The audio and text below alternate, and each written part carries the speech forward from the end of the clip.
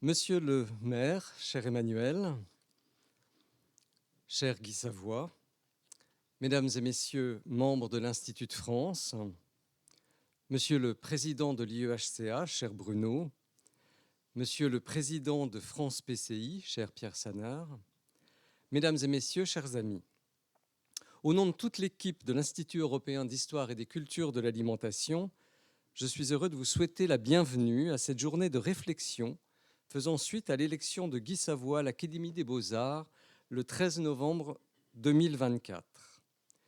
Nous ne pouvions trouver plus bel écrin pour cet événement que le superbe hôtel de ville de Tours, chef-d'œuvre de Victor Laloux, né en cette ville et élu à l'Académie des Beaux-Arts en 1909.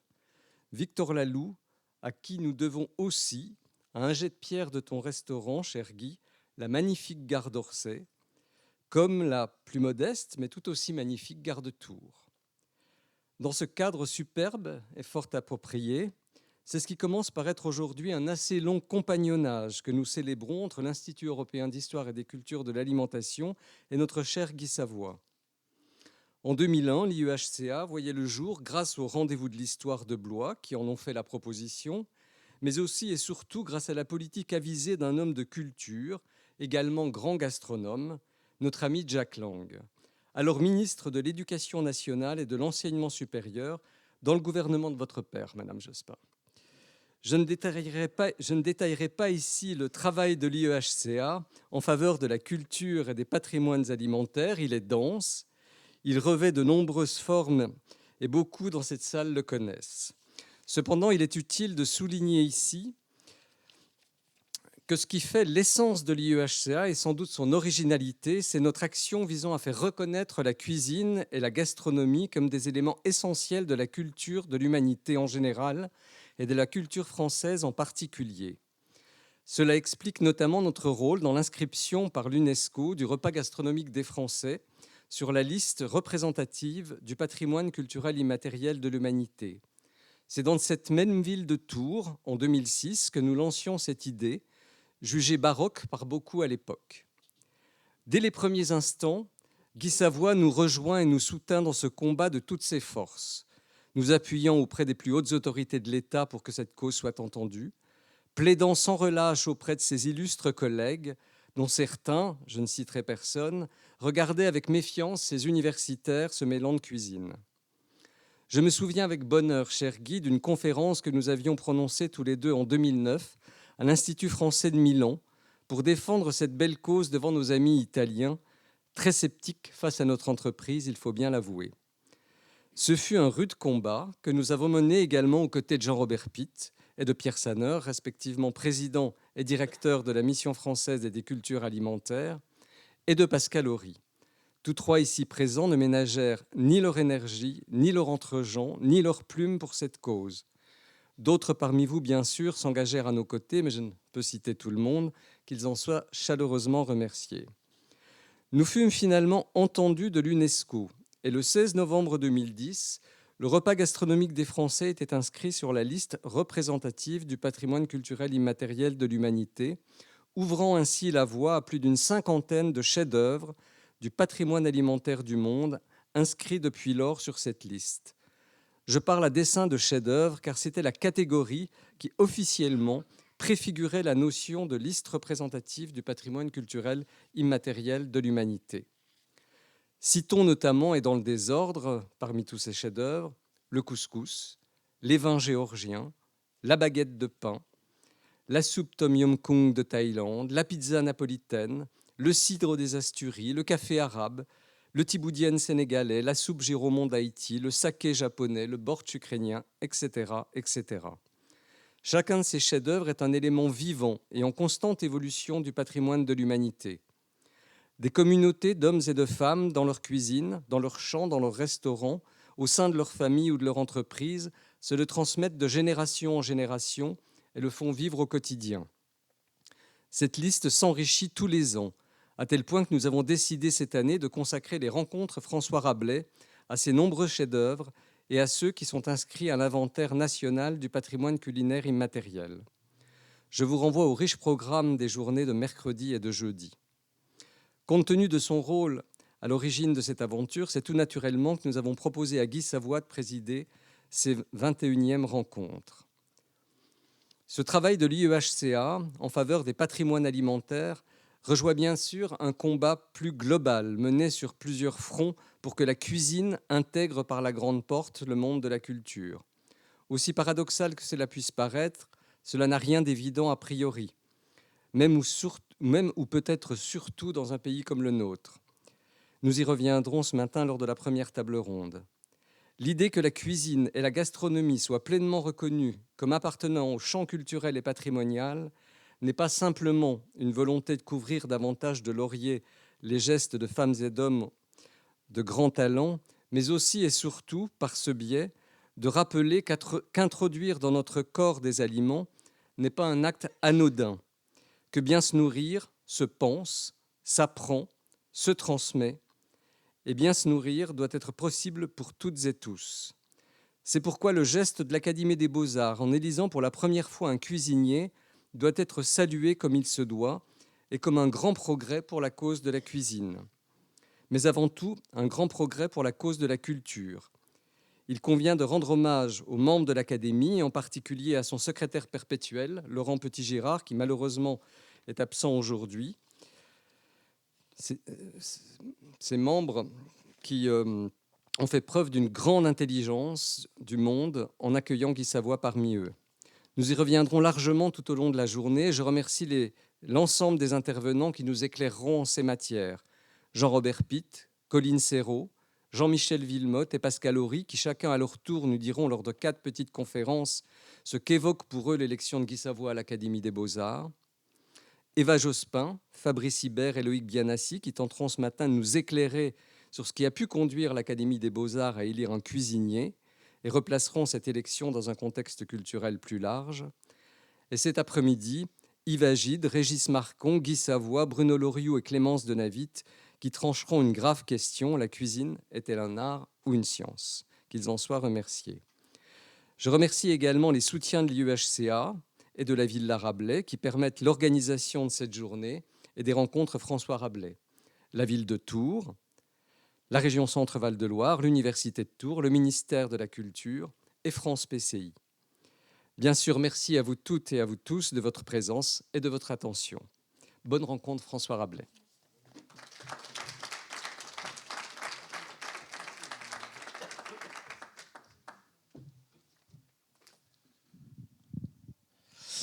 Bonjour à tous et à toutes.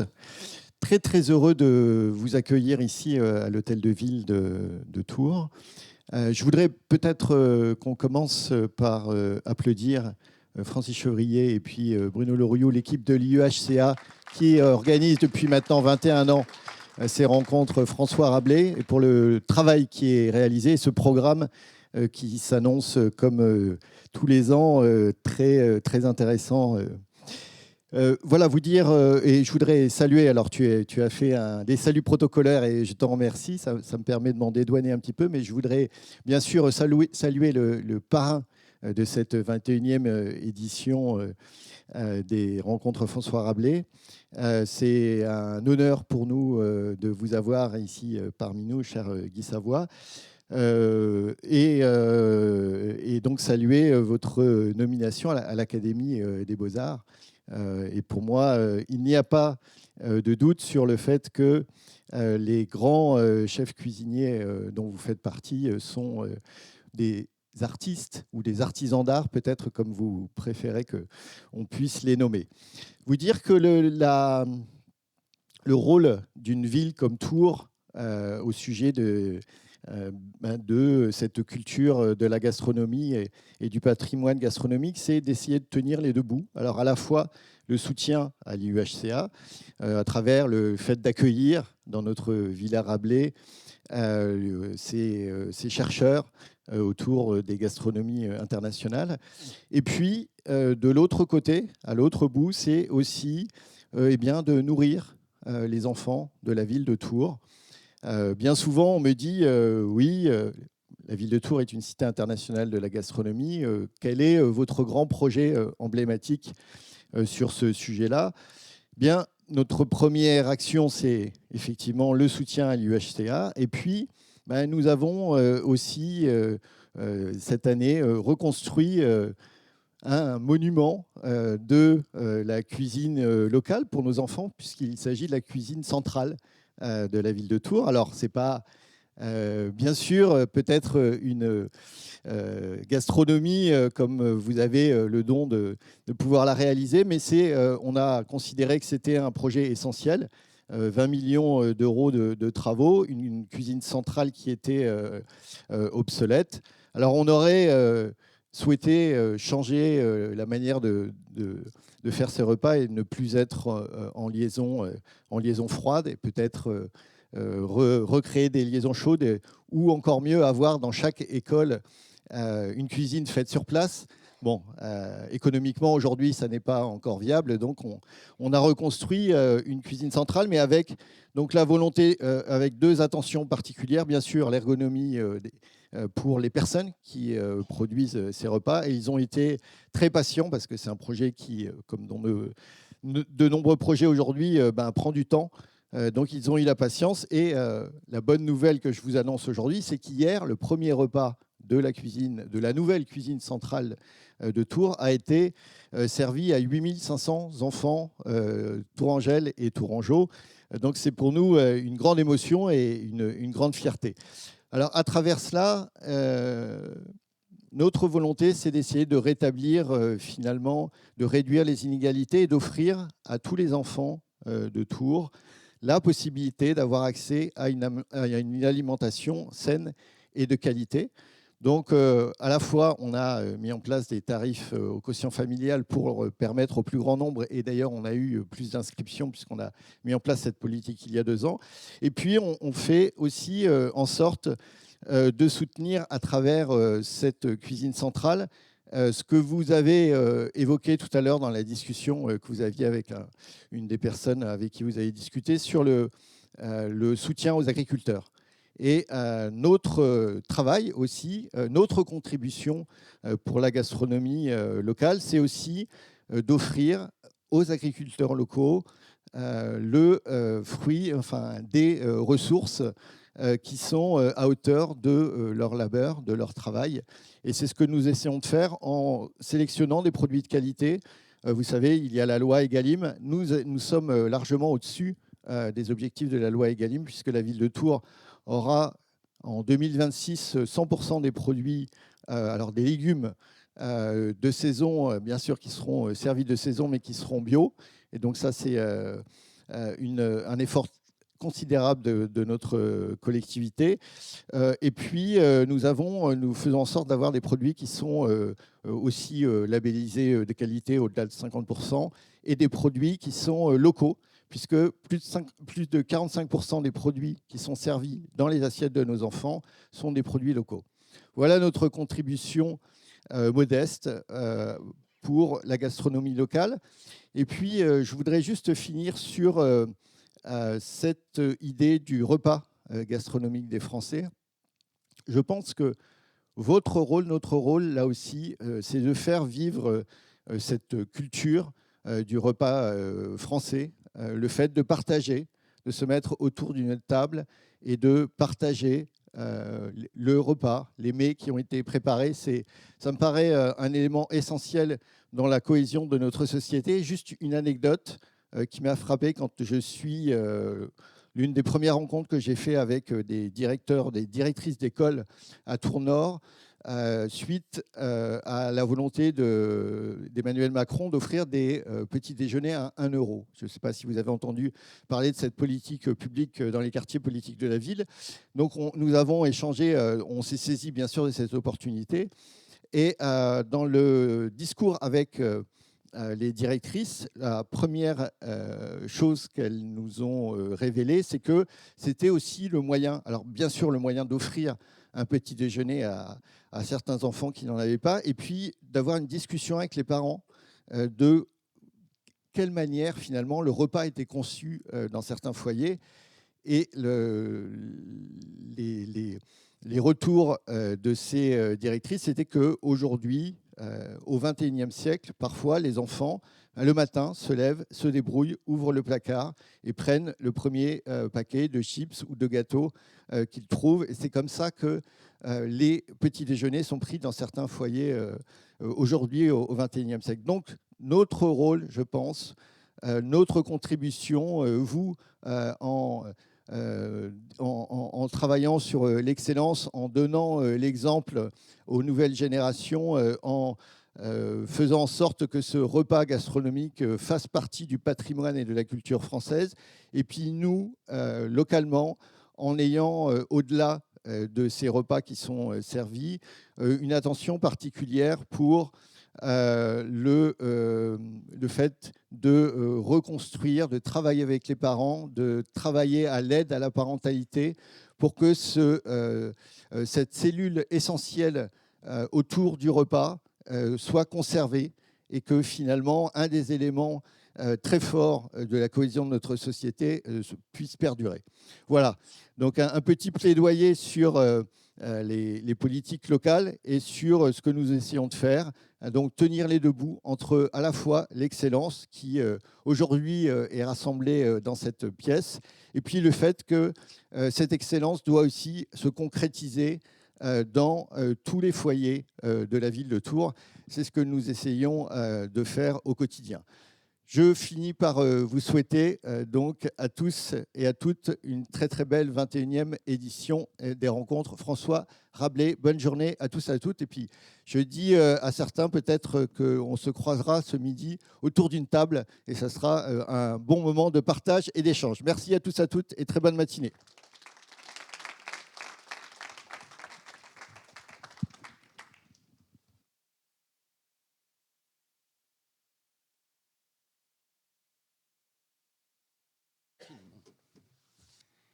Merci.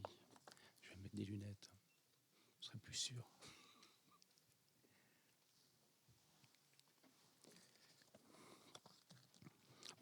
Monsieur le maire, Madame la première adjointe, Mesdames et Messieurs les élus, chers confrères et consoeurs de l'Institut de France, Mesdames et Messieurs, chers amis, nous sommes aujourd'hui réunis à juste titre dans cette belle ville de Tours, puisque la Touraine occupe une place centrale dans la gastronomie française, à la fois par la richesse de son terroir, la qualité de ses produits et son héritage culturel. Elle incarne une cuisine authentique, généreuse et élégante, fidèle à l'esprit de la Loire et à l'humanisme rabelaisien. C'est donc dans cette cité de la gastronomie que nous allons échanger, deviser, réfléchir à la cuisine comme art vivant. Et je tiens à remercier tous ceux qui me font l'honneur et l'amitié d'être ici présents. Merci, monsieur le maire, de nous accueillir au sein de l'Hôtel de Ville. C'est un privilège. Merci à l'Institut européen d'histoire et des cultures de l'alimentation, à son directeur Francis Chevrier, à son président Bruno Loriot et à toute leur équipe d'avoir organisé cette journée en préambule des 21e rencontres François Rabelais. Je me réjouis de retrouver en ces murs mes amis de l'Académie des Beaux-Arts, Fabrice Hibert, Eva Jospin, Jean-Michel Villemotte et Colline Serrault, notre présidente. Je regrette bien sûr l'absence de Laurent Pigérard, qui hélas était retenu pour des raisons de santé et que je salue. Je suis également très honoré d'être aujourd'hui entouré d'éminents représentants des autres académies. Jean-Robert Pitt, l'un des principaux artisans de l'inscription, de l'Académie des sciences morales et politiques, Yves Agide, de l'Académie des sciences, Pascal Horry, de l'Académie française. Merci à tous et merci à Régis Marcon d'avoir quitté un moment Saint-Bonnet-le-Froid pour la Touraine. Il y a maintenant 1 an, presque jour pour jour, j'ai été élu en tant que cuisinier à l'Académie des Beaux-Arts. Une première dans l'histoire. J'en mesure la responsabilité, car avec moi, c'était la gastronomie qui entrait à l'Institut, de même que l'ensemble de mes confrères et consoeurs qui étaient honorés. Je tiens enfin à dire le plaisir que j'ai à retrouver mes amis de l'Institut européen d'histoire et des cultures de l'alimentation, dont je suis le travail depuis de longues années, que ce soit pour ne citer que 2 exemples parmi bien d'autres, à travers l'inscription du repas gastronomique des Français sur la liste du patrimoine culturel immatériel de l'humanité, dont nous fêtons cette année le 15e anniversaire, ou l'animation de la Villa Rabelais, cette maison des cultures gastronomiques absolument sans équivalent. Ainsi, en ce jour, je souhaite redire combien je suis reconnaissant à l'Institut européen d'histoire et des cultures de l'alimentation pour son action constante. Depuis plus de 20 ans, il œuvre à faire reconnaître la cuisine comme un élément essentiel de notre culture, de notre patrimoine et donc de l'attrait de notre pays pour les touristes du monde entier. Je tiens ici à leur exprimer ma profonde gratitude.